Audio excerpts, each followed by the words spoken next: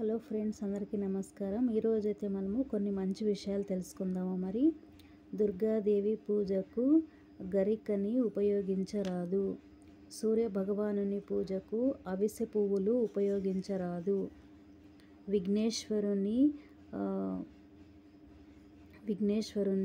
గరికతో పూజించాలి. దీపారాధనకు ఆవు నెయ్యి ఉపయోగించుట ప్రశస్తము. దీపారాధనకు నువ్వుల నూనె, నైనము ఉపయోగించవచ్చును. పూజా సమయంలో పొరపాటున కూడా ఆముదంతో దీపారాధన చేయరాదు. గౌరీదేవికి పొంగలిని నైవేద్యంగా పెట్టాలి. శివునకు చిమ్మిలి నైవేద్యంగా పెట్టాలి. విఘ్నేశ్వరునకు జిల్లేడుకాయలు, ఉండ్రాళ్ళు నైవేద్యంగా పెట్టాలి. లలితాదేవికి పులిహోర, క్షీరాన్నం నైవేద్యంగా పెట్టాలి. సూర్యభగవానునికి పరమాన్నం నైవేద్యంగా పెట్టాలి. చంద్రునికి చలిమిడి నైవేద్యంగా పెట్టాలి.